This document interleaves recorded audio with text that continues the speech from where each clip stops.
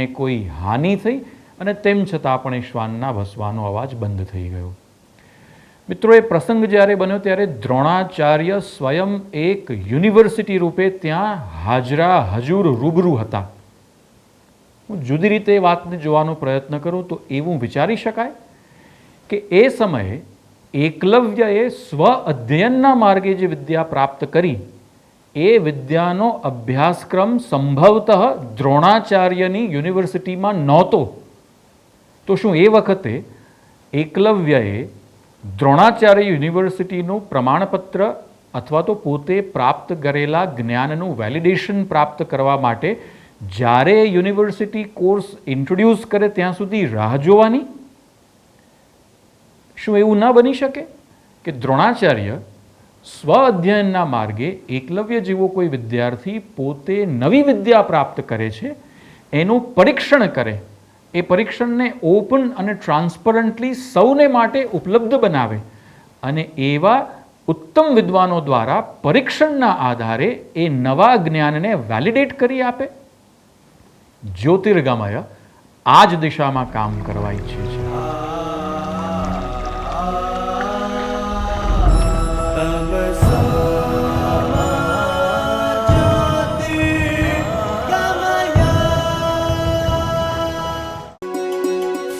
Doctor Baba Saheb Ambedkar open university.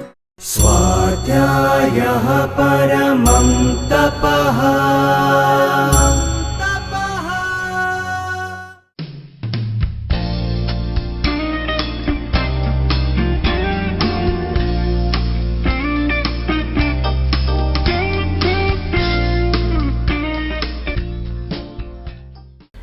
મિત્રો નમસ્કાર.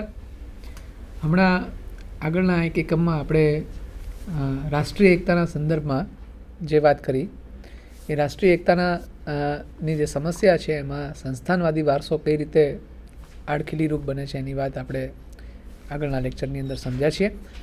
હવે જે રાષ્ટ્રીય એકતાની સમસ્યામાં જે બીજો એક મહત્ત્વનો મુદ્દો છે એ જ્ઞાતિ અને જનજાતિઓનો છે. કેવી રીતે જ્ઞાતિ અને જનજાતિ રાષ્ટ્રીય એકતાના સંદર્ભમાં એક સમસ્યારૂપ પરિસ્થિતિ નિર્માણ થતી હોય છે એની વાત આજે આપણે ડૉક્ટર નૈનેશભાઈ પાસેથી સાંભળીશું.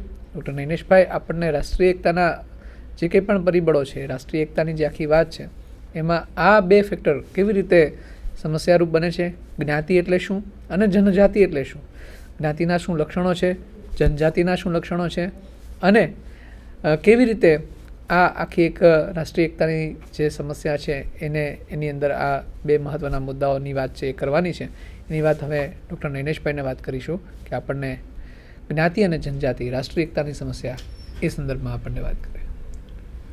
મિત્રો, રાષ્ટ્રીય એકતાના સંદર્ભમાં જ્યારે રાષ્ટ્રીય એકતાની સમસ્યાના સંદર્ભમાં જ્યારે આપણે જ્ઞાતિ અને જનજાતિની ચર્ચા કરવાની હોય ત્યારે જેમ અગાઉ ડૉક્ટર આનંદ આચાર્યએ વાત કરી, અંગ્રેજો ભારતમાં હતા એ દરમિયાન જે રાષ્ટ્રીય એકતાની આખી જે આપણી વિભાવના છે એને સાકાર કરવામાં જે પ્રશ્નો અને જે અવરોધો આવ્યા એમાં જ્ઞાતિ અને જનજાતિ એ વિશેષ છે એમ કહી શકાય. વિસ્તૃતમાં આપણે જ્યારે એની ચર્ચા કરીશું ત્યારે આપ સમજશો. પણ અંગ્રેજો ભારતને એક રાષ્ટ્ર તરીકે સ્વીકારવા તૈયાર જ નહોતા. કોઈ એક રાષ્ટ્રની બાંધણી અથવા તો કોઈ એક રાષ્ટ્રનો જે વ્યાપક વિસ્તાર હોય એવો કોઈ વિસ્તારમાં ભારત કેદ નહોતો. ભારતની સીમાઓ, ભારતના પ્રદેશો, એની સંસ્કૃતિ એટલી વિભિન્ન અને એટલી વિવિધતા ધરાવતી હતી જેના કારણે અંગ્રેજો અને એના વિદ્વાનો ભારતને એક રાષ્ટ્ર તરીકે સ્વીકારવા તૈયાર નહોતા. તેઓ જ્ઞાતિ, ધર્મ, જનજાતિ આવા જુદા જુદા વિભાગોથી ભારતને ઓળખાવતા હતા અને આવા વિભાગો ધરાવતો એક વિશાળ પ્રદેશ એક રાષ્ટ્ર કેવી રીતે હોઈ શકે?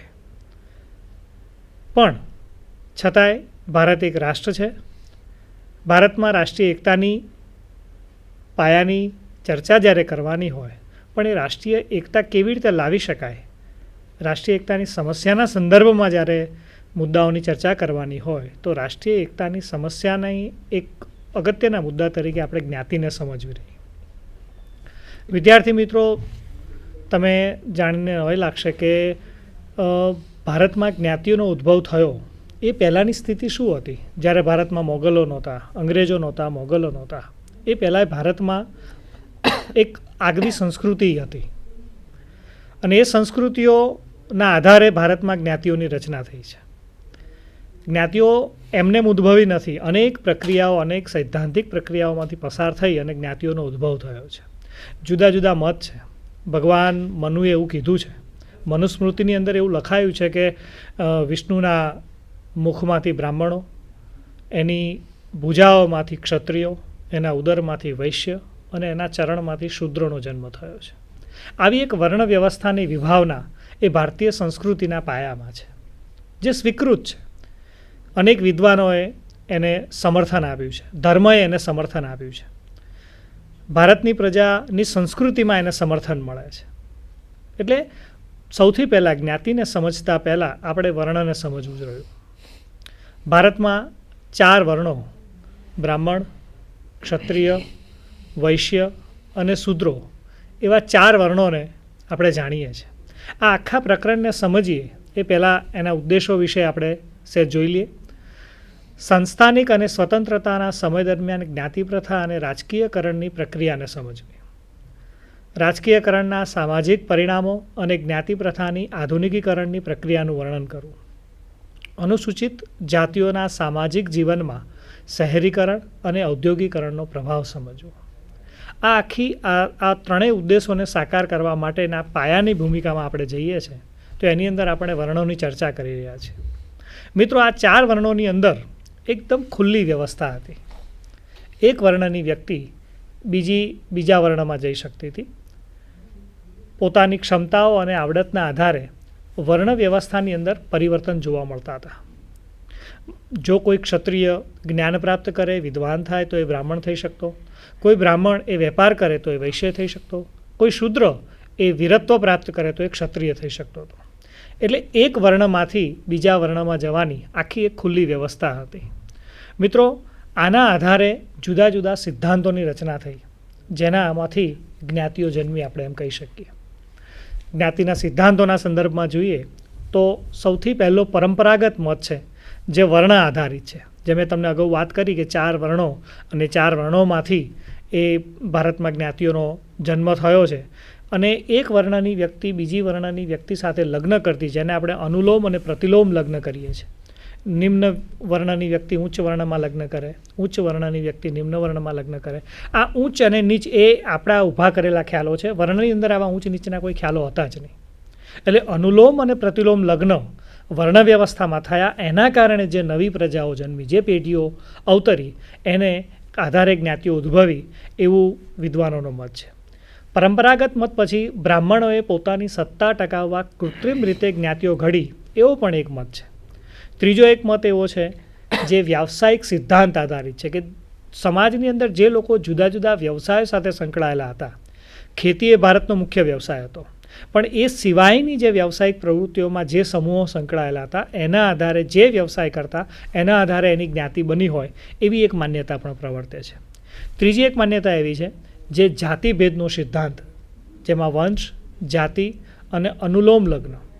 મિત્રો, ભારતમાં જ્યારે આર્યો આવ્યા ત્યારે અહીંની જે સ્ત્રીઓ હતી એની સાથે એમણે લગ્ન કર્યા અને એ અનુલોમ લગ્નના કારણે જે વંશો ઉદ્ભવ થયા, જે જાતિઓ જન્મી, એના કારણે એમાંથી જ્ઞાતિઓ જન્મી હોય એવો પણ વિદ્વાનોનો મત છે.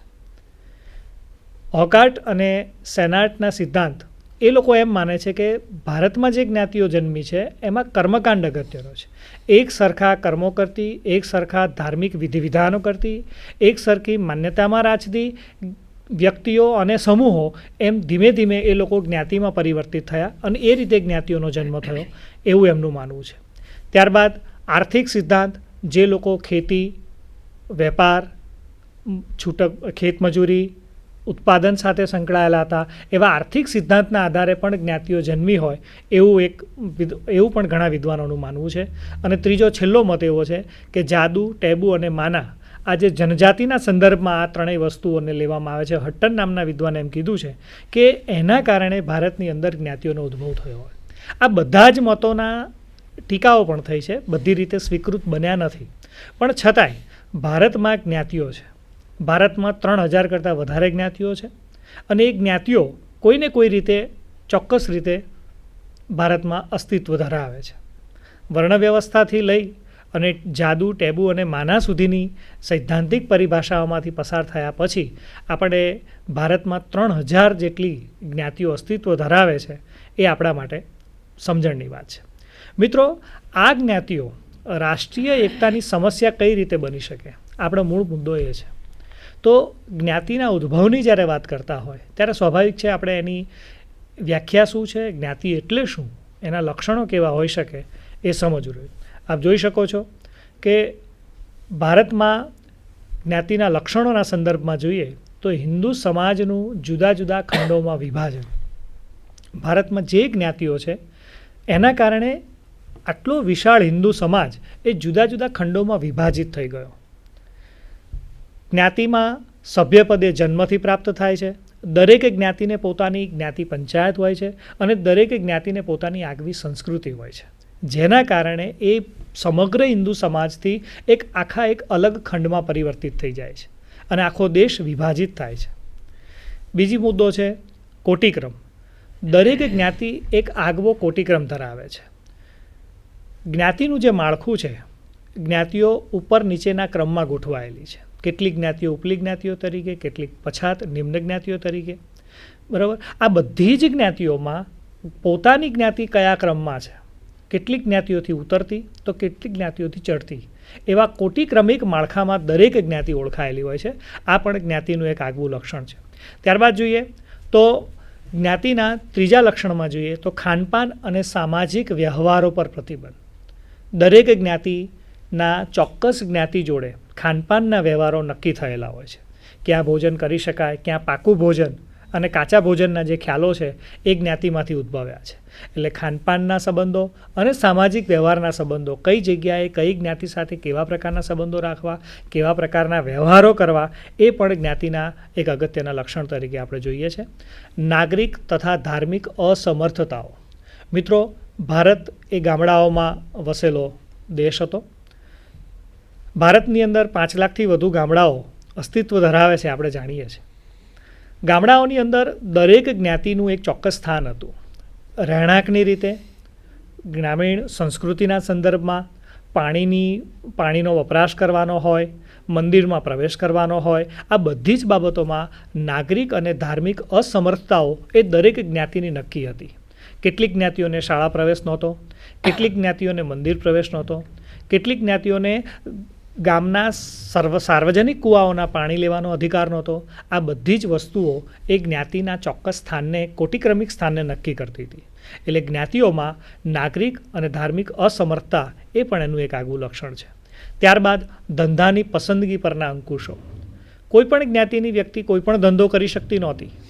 પરંપરાના સંદર્ભમાં જોઈએ તો ખેતીની સાથે સંકળાયેલો આપણો દેશ, ખેતી સિવાયના જે વ્યવસાયો હતા અથવા તો ખેતીને પૂરક જે વ્યવસાયો હતા, એ બધા જ વ્યવસાયની અંદર જુદી જુદી જ્ઞાતિના લોકો સંકળાયેલા હતા. તો આ બધા જ લોકો બધા જ પ્રકારનો વ્યવસાય કરી શકતા એવું નહોતું. એના માટે ચોક્કસ દાયરાઓ નક્કી કરવામાં આવ્યા હતા.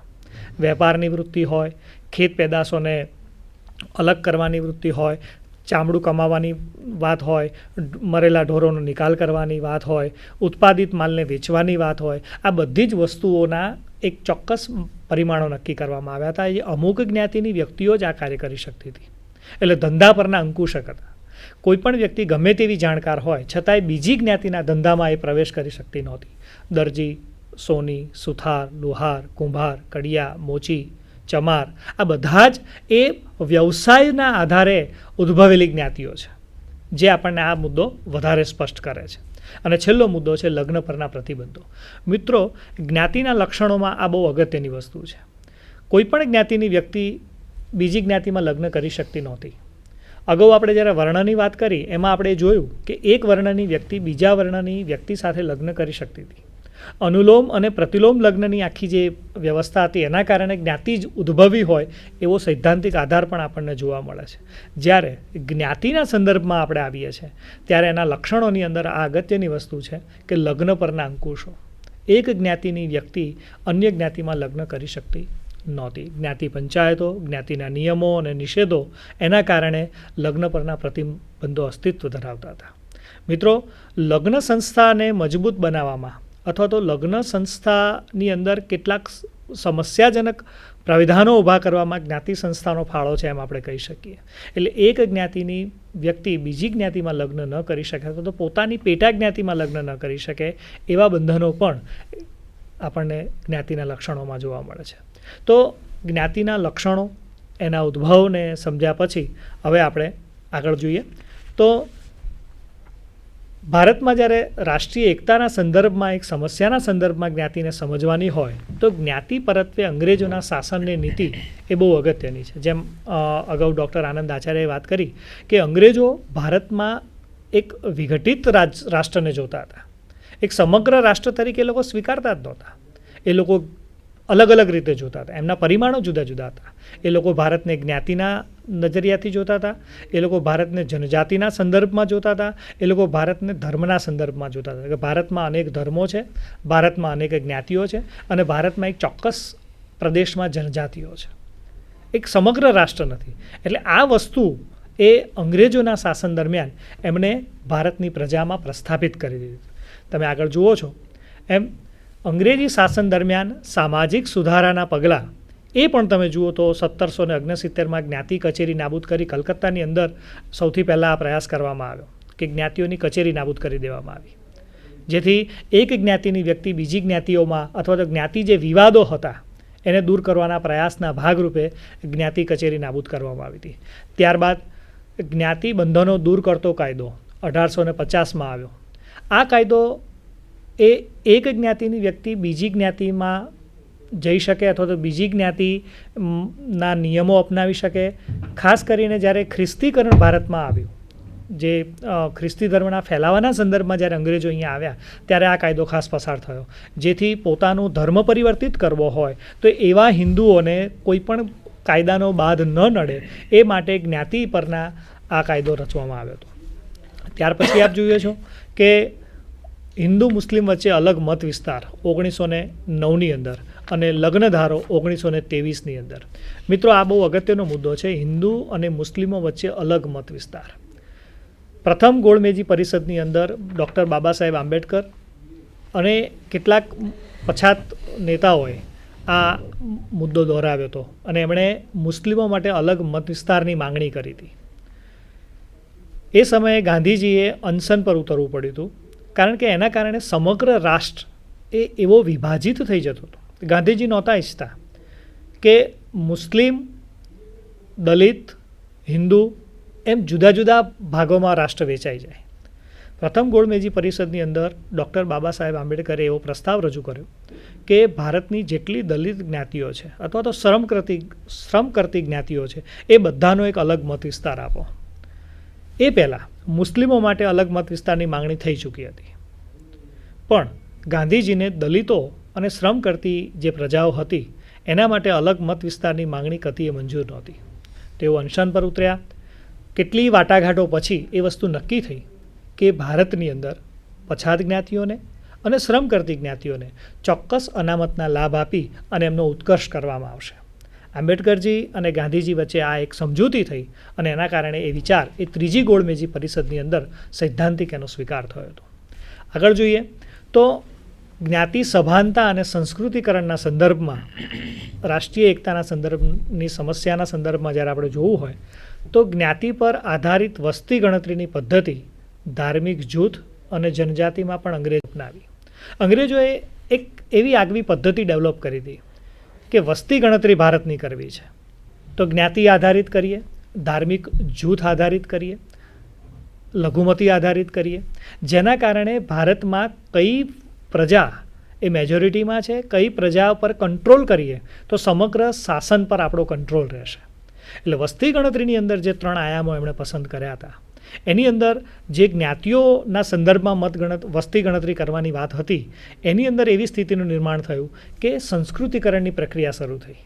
કારણ કે દરેક જ્ઞાતિ પોતાની જ્ઞાતિ એ અન્ય જ્ઞાતિઓ કરતાં ઊંચી છે એ દર્શાવવા માટેની એક આખી સ્પર્ધાનું જાણે આયોજન થયું હોય.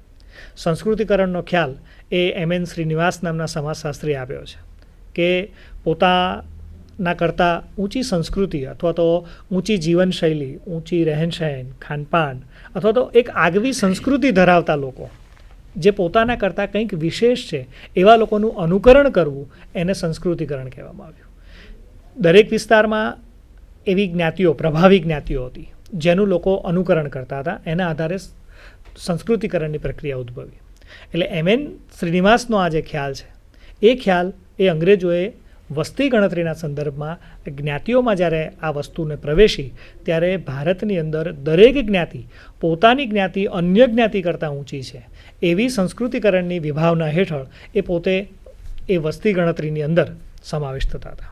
એવી ને એવી વસ્તુ ધાર્મિક જૂથોમાં થઈ, એવી ને એવી વસ્તુ બધા જ લઘુમતી વસ્તીઓની ગણતરીમાં થઈ.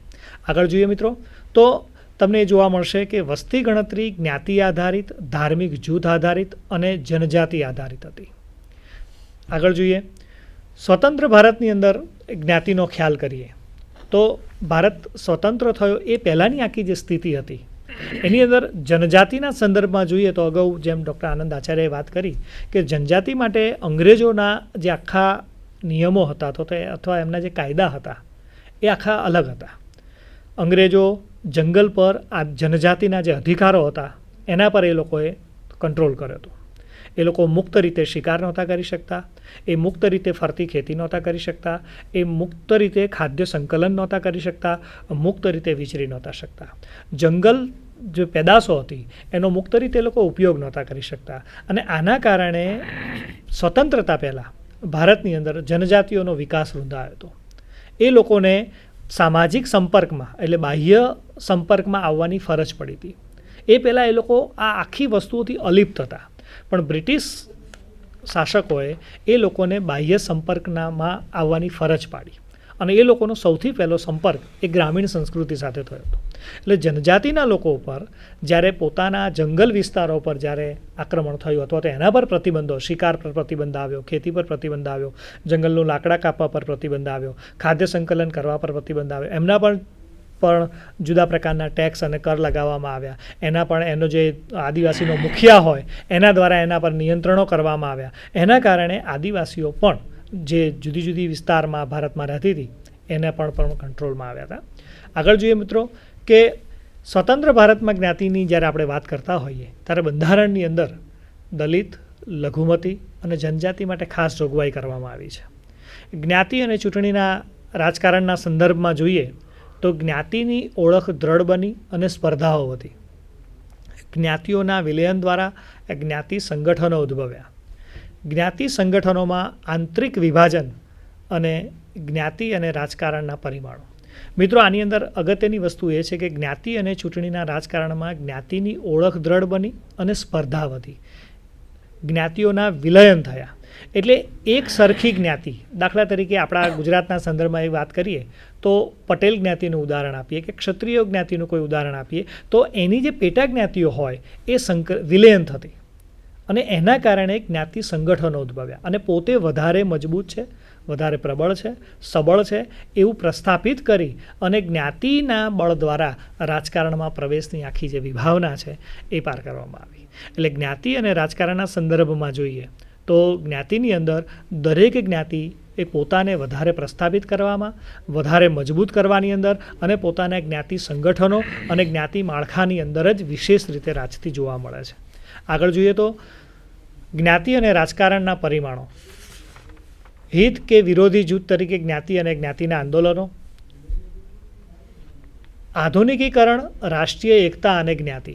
મિત્રો બહુ જ અગત્યનો મુદ્દો છે કે જ્યારે ભારતમાં અંગ્રેજો આટલો લાંબો સમય શાસન કરીને ગયા, ભારત સ્વતંત્ર થયો અને આધુનિકીકરણની એક આખી રાષ્ટ્રીય અસર આપણા દેશમાં આવી, એના કારણે રાષ્ટ્રીય એકતા અને જ્ઞાતિ પર શું અસર થઈ તો એના મુદ્દાઓ છે. બંધારણના કારણે તમામ જ્ઞાતિઓને સમાન તક મળી. બંધારણની કલમ 15 અને 16 મુજબ તમામ જ્ઞાતિઓને સમાન દરજ્જો મળ્યો છે. તમામ જ્ઞાતિઓ સમાન રીતે વિકસી શકે છે. દરેક જ્ઞાતિ પોતાને પસંદગીના ધંધા કરી શકે છે, પોતાના પસંદગીના વ્યવસાય કરી શકે છે, પોતાના ધર્મનો પ્રચાર પ્રસાર કરી શકે છે. બીજું છે સામાજિક માળખા પર અસર, મૂલ્યોમાં પરિવર્તન, જ્ઞાતિ જૂથ વ્યવહારો પર અસર, વ્યાવસાયિક ગતિશીલતા, ઉદ્યોગીકરણ, શહેરીકરણ, સ્થળાંતર, જમીનદારી નાબૂદી, પંચાયતી રાજ અને શિક્ષણ, આ બધાના ઉપર આધુનિકીકરણની અસર જોવા મળે છે. જેથી સામાજિક માળખું બદલાયું, યુવાનોના મૂલ્યોમાં પરિવર્તન આવ્યું, જ્ઞાતિ જૂથ એક જ્ઞાતિના બીજી જ્ઞાતિ સાથેના જે વ્યવહારો હતા એને પણ આધુનિકીકરણની અસર હતી. બરાબર, એટલે આધુનિકીકરણના કારણે એક જ્ઞાતિના બીજી જ્ઞાતિ પરના જે અરસપરસના ખાનપાનના જે વ્યવહાર, જે અગાઉ જ્ઞાતિના લક્ષણોમાં આપણે વાત કરી કે ખાનપાનના વ્યવહારો જે હતા એના પર અસર થઈ. એટલે પોતાની જ્ઞાતિની અંદરના જે વ્યવહારો હતા એ ઉપરાંત બીજી જ્ઞાતિ સાથેના વ્યવહારો પણ દ્રઢ બનવા. એમાં જે ખાસ કરીને ગ્રામીણ સંસ્કૃતિમાંથી શહેરી સંસ્કૃતિમાં જે લોકો પ્રવ્યાસ, સ્વતંત્ર ભારતની અંદર જે શહેરોનો વિકાસ થયો એની અંદર જ્ઞાતિનું માળખું એ પ્રમાણમાં ખૂબ થોડુંક નબળું પડ્યું એવું લાગે છે. પોતાની જ્ઞાતિની અંદર, પોતાના જ્ઞાતિ મંડળોની અંદર પ્રભાવી હોવા છતાંય અન્ય જ્ઞાતિઓ સાથેના સંપર્કો એની અંદર ખાસ કરીને જે સમાન આર્થિક જૂથવાળા હતા, સમાન આર્થિક વર્ગમાં આવતા લોકો, એ અરસપરસ એ લોકોનું તાદાત્મ્ય વધતું હતું, એ લોકોની અંદર આદાન પ્રદાન અને આંતરક્રિયા વધેલી જોવા મળે છે.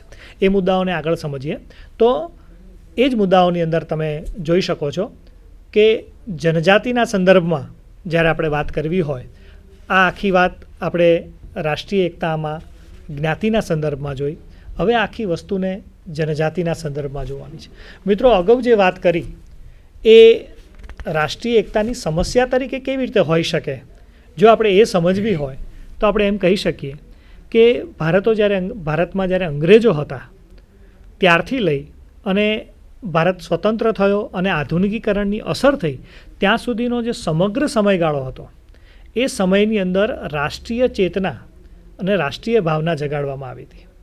અને એની અંદર ખાસ કરીને તમે જોઈ શકો છો કે જુદા જુદા જે રાષ્ટ્રીય આંદોલનો થયા, જુદી જુદી રાષ્ટ્રીય જે ઘટનાઓ બની, એની અંદર ભારતની તમામ જ્ઞાતિ, તમામ ધર્મ અને તમામ જાતિના લોકો એ એકત્રિત થયા.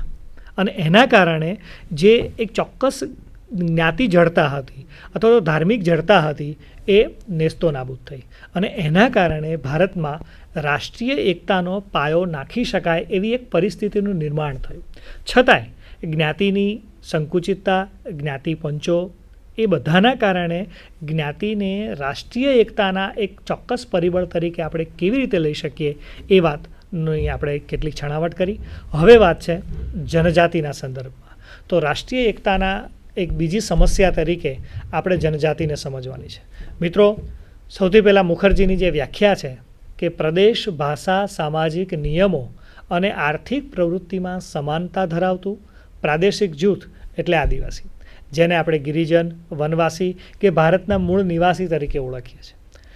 ભારતમાં અત્યારે હાલમાં 8.08% આદિવાસી વસ્તીઓ છે. 1961 મુજબ 461 આદિજાતિઓ નક્કી થયેલી છે. મિત્રો, ભારતના દરેક રાજ્યની અંદર આદિવાસી વસ્તીઓ છે. ખાસ કરીને હરિયાણા અને પંજાબ સિવાયના તમામ રાજ્યોમાં આપણને આદિજાતિ વસ્તી જોવા મળે છે. સૌથી વધુ વસ્તી એ મધ્યપ્રદેશમાં અને સૌથી ઓછી વસ્તી એ તમને ગોવામાં જોવા મળે છે. આદિવાસીઓના લક્ષણોના સંદર્ભમાં જોઈએ તો કુટુંબોના સમૂહોનું સંગઠન છે, જેને આપણે કબીલા તરીકે ઓળખીએ છીએ. કુટુંબોનો સમૂહ જે રહેતો હોય એવી રીતે છૂટી છવાઈ કબીલા પદ્ધતિથી આદિવાસી નિવાસ કરતો હોય છે. આદિવાસીઓ જે વિસ્તારના હોય છે એ વિસ્તારમાં એ લોકોની સમાન ભાષા અને સમાન બોલી હોય છે. આદિવાસીઓમાં લેખન કળાનો અભાવ હોય છે, પણ કંઠસ્થ કહેણીનો આખો એક એમના વારસો હોય છે. એક શ્રવણથી શ્રવણ એ રીતે કહેણીના વારસામાં એ લોકો જીતા, લેખન કળાનો એ લોકોમાં અભાવ જોવા મળે છે. એ એમની લાક્ષણિકતા છે. દરેક આદિવાસીને એક વિશિષ્ટ નામ હોય છે જેનાથી એ ઓળખાતો હોય છે. આદિવાસી એક નિશ્ચિત પ્રદેશની અંદર જ વસતો હોય છે. એ બિનજરૂરી સ્થળાંતર આદિવાસીઓમાં ઓછું. આદિવાસીઓનું સ્થળાંતર હંમેશા નોકરી અને રોજગારીના સંદર્ભમાં જ જોવા મળે છે.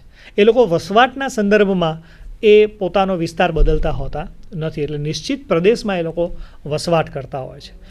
આદિવાસીઓમાં અંતરવિવાહી જૂથ જોવા મળે છે. પોતાના જાતિ સમૂહ સિવાય એ લોકો લગ્ન કરવાનું મોટાભાગે પસંદ કરતા હોતા નથી. આ તમામ આદિવાસીઓ જે વિસ્તારના હોય છે એ લોકોમાં એક સમાન સંસ્કૃતિ પ્રવાહિત હોય છે, એ લોકોમાં સમાન સંસ્કૃતિનું વહન કરતા હોય છે. એ જાદુ હોય, ધાર્મિક ક્રિયા હોય, નિયમો અને નિષેધોના સંદર્ભમાં જ્યારે વાત કરી હોય તો એ લોકોની સંસ્કૃતિ એ સમાન જોવા મળે છે. આગળ જોઈએ તો રાજકીય સંગઠન, દરેક આદિવાસીનો એક નેતા હોય છે જેને કબીલાનો આપણે સરદાર કહીએ છીએ. રાજકીય સંગઠન એ જ્ઞાતિ કરતાં થોડુંક જુદું જોવા મળે છે. જ્ઞાતિ પંચાયતો કરતાં અહીંયા રાજકીય સંગઠન એ કબીલાના સરદાર સ્વરૂપે જોવા મળે છે, જેના આદેશો દરેકે ફરજિયાત માનવાના હોય છે. કાર્યોના વિશેષીકરણનો અભાવ હોય છે. બહુ જ સામાન્ય પરિસ્થિતિમાં એ લોકો પોતાનું કાર્ય, શ્રમ વિભાજન ખૂબ ઓછું જોવા મળે છે. જન્મ, લગ્ન અને મૃત્યુના વિશિષ્ટ રિવાજો એ આદિવાસીઓનું આગવું લક્ષણ છે. જન્મના જે ઉત્સવો છે, લગ્નના જે રિવાજો છે, મૃત્યુ પછી કેટલાક આદિવાસીઓમાં દફનાવાની તો કેટલાક આદિવાસીઓમાં એ લોકોને દહન કરવાની આખી એક આગવી પદ્ધતિ જોવા મળે છે. એટલે જન્મ, મૃત્યુ અને લગ્નના વિશિષ્ટ રિવાજો એ પણ આદિવાસીઓનું એક લક્ષણ છે. અગત્યનું લક્ષણ એમનું છે યુવાગૃહ. ભારતમાં ઉત્તર અને ઉત્તર પૂર્વના વિસ્તારમાં અને ભારતના પૂર્વ વિસ્તારની અંદર યુવાગૃહ એ એમનું આગવું લક્ષણ છે. યુવાગૃહની અંદર એક મોટું વિશાળ ડોમ બનાવવામાં આવે છે, આદિવાસી બાળકો દ્વારા જ, યુવાનો દ્વારા જ બનાવવામાં આવે છે અને એની અંદર પેટથી સરકીને જવાય એટલી જ જગ્યા હોય અને અંદરથી ખૂબ વિશાળ હોય. સાંજ પડે બાળકો પોતાના મા બાપથી છૂટા પડી અને પોતાની જાતે પોતાના કાર્ય કરી શકે એવા બાળકોથી લઈ અને જે લોકો અપરિણિત છે એવા તમામ યુવાનો એ યુવાગૃહની અંદર પ્રવેશ કરતા હોય છે. એ લોકો સાંસ્કૃતિક પ્રવૃત્તિ કરતા હોય છે, નાના બાળકોને મોટા જે યુવાનો છે એ શીખવતા હોય છે, પોતાની સંસ્કૃતિનું વહન, એટલે શિકાર કેમ કરો, શિકારને કેવી રીતે જુદો પાડો, આવી અનેક નાની નાની વસ્તુઓ એ સામાજિકરણના સંદર્ભમાં યુવાગૃહને મુખર્જીએ અને એલ્વિને ખૂબ સારી રીતે એનું વર્ણન કર્યું છે. પણ અહીંયા આપણે એક લક્ષણના સંદર્ભમાં જ્યારે યુવાગૃહને સમજવાનું છે ત્યારે એની વિસ્તૃત ચર્ચા આપણે કરતા નથી, પણ યુવાગૃહ એ આદિવાસી સમાજનું એ બહુ અગત્યનું લક્ષણ છે. ત્યારબાદ જોઈએ તો હિન્દુ અને મુસ્લિમોથી ભિન્ન નૈતિક નિયમો છે. હિન્દુઓની અંદર અને મુસ્લિમોની અંદર નૈતિકતાના જે નિયમો છે એ નિયમો આદિવાસીઓમાં જોવા મળતા નથી. લગ્નની બાબતમાં ખાસ કરીને, અને વિધવા સ્ત્રીના બહુ સરળતાથી લગ્ન થઈ શકે છે, છૂટાછેડા ખૂબ સરળતાથી થઈ શકે છે. એટલે આપણે એમ કહી શકીએ કે હિન્દુઓ અને મુસ્લિમોના જે લગ્નના નિયમો છે એના કરતાં કંઈક રીતે ભિન્ન એ લોકોના નૈતિક નિયમો જોવા મળે છે. નૈતિકતાના સંદર્ભમાં ત્યારબાદ અલગ ધાર્મિક માન્યતા અને વિધિ વિધાનો છે. એ લોકો પ્રકૃતિની પૂજા કરે છે, નાગની, સૂર્યની, ચંદ્રની, નદીની, વૃક્ષની, પશુઓની, પક્ષીઓની, બરાબર, અને